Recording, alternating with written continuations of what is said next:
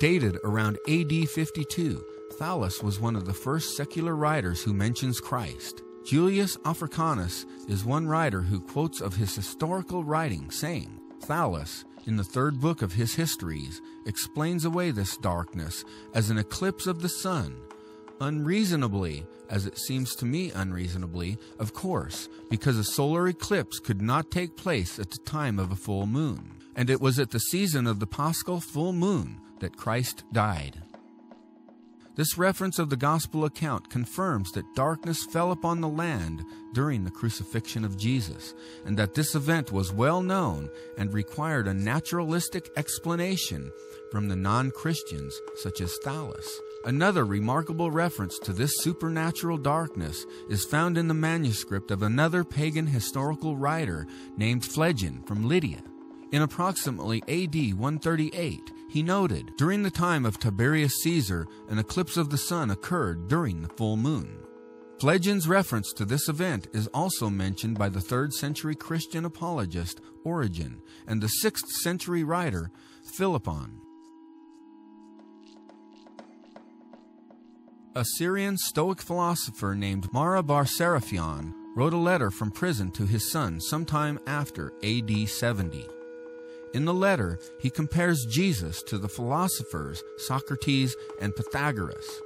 He wrote, "What advantage did the Athenians gain from putting Socrates to death? Famine and plague came upon them as a judgment for their crime. What advantage did the men of Samos gain from burning Pythagoras? In a moment their land was covered with sand. What advantage did the Jews gain from executing their wise king? It was just after that that their kingdom was abolished. God justly avenged these 3 wise men. The Athenians died of hunger. The Samians were overwhelmed by the sea. The Jews, ruined and driven from their land, live in complete dispersion. But Socrates did not die for good. He lived on in the statue of Hera. Nor did the wise king die for good. He lived on in the teaching which he had given."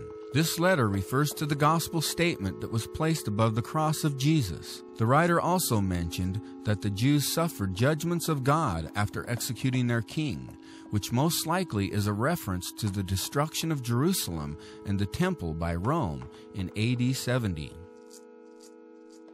Gnosticism flourished from the 2nd to the 4th centuries AD. Although these Gnostics were influenced by the New Testament, their teachings were pronounced heretical and viewed as such by the Church. However, several Gnostic Gospels testify of Jesus Christ. One of these heretical teachers asserts that the Son of God came in the flesh in his Gospel of Truth. For when they had seen him and heard him, he granted them to taste him and to smell him and to touch the beloved Son, when he had appeared instructing them about the Father, for he came by means of fleshly appearance. Another is the Gospel of Thomas, which is usually dated from around AD 140 to 200. In this Gnostic Gospel, Jesus said, "It is I who am the light which is above them all. It is I who am from the all. From me did the all come forth, and unto me did the all extend. Split a piece of wood, and I am there. Lift up the stone, and you will find me there." Although biblical Christianity does not endorse pantheism, this heretical Gospel of Thomas confirmed that Jesus identified himself as the Son of God. When the King James Bible was published in 1611, the oldest Old Testament manuscript used by the King James translators was dated approximately AD 1100. Obviously, that old manuscript was a copy of a copy of a copy. Nevertheless, in 1947, the discovery of the Dead Sea Scrolls in the Qumran caves near the Dead Sea yielded over 1,000 priceless manuscripts dating before AD 68. Every complete book of the Old Testament was discovered except for the book of Esther. These manuscripts were virtually identical to the AD 1100 translation that was used for the King James Bible. For example, the scroll of the prophet Isaiah has been carbon dated to a range of between 335 BC and AD 107 and was virtually identical to the King James translations, aside from a tiny number of spelling translations.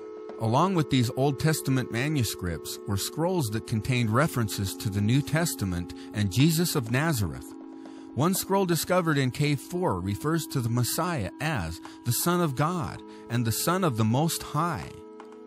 Dated much later than the Old Testament scrolls, the New Testament fragments were dated between AD 50 to AD 100. This is consistent with the time of the writings of the Gospels. Aside from the Dead Sea Scrolls, there are also a number of Jewish references to the ministry of Jesus of Nazareth as well. Josephus, the Jewish historian, is known for historical works such as Jewish Antiquities, finished in AD 93 or 94. One passage reads, "Now there was about this time Jesus, a wise man, if it be lawful to call him a man, for he was a doer of wonderful works, a teacher of such men as received the truth with pleasure. He drew over to them both many of the Jews and many of the Gentiles. He was the Christ, and when Pilate, at the suggestion of the principal men among us, had condemned him to the cross, those that loved him at first did not forsake him, for he appeared to them alive again the third day, as the divine prophets have foretold, these and 10,000 other wonderful things concerning him. And the tribe of Christians, so named from him, are not extinct to this day." This passage has raised heated debate among scholars because Josephus, a non-Christian Jew, makes statements about Jesus that an Orthodox Jew would not normally affirm. While some Christian additions may have been obviously foreign to the Testimonium, it still contains a great deal of historical truth that Josephus could have easily documented. In fact, the vast majority of scholars do not dismiss the account as a forgery, but believe that Josephus did mention Jesus in this passage, but later insertions were made by a Christian scribe. Hence, the statements about Jesus that a non-Christian like Josephus wouldn't have made. But the style of Josephus is authentic. The term wise man is typical for Josephus's writings. The accusation that this text is a forgery is an exaggeration. Origen even quoted Flavius Josephus in AD 245. He said, "Flavius Josephus, who wrote the Antiquities of the Jews in 20 books, when wishing to exhibit the cause why the people suffered so great misfortunes that even the temple was razed to the ground, said that these things happened to them in accordance with the wrath of God, in consequence of the things which they had dared to do against James, the brother of Jesus, who is called Christ. And the wonderful thing is that though he did not accept Jesus as Christ, he gave testimony that the righteousness of James was so great. And he says that the people thought that they had suffered these things because of James."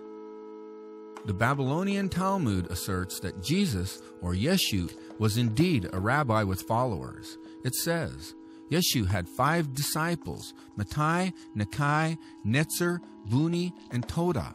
While Mattai may be a reference to Matthew's, the names of the others identified could be any of hundreds of disciples that followed Jesus. We also read in the Talmud of the crucifixion of Jesus, or Yeshu.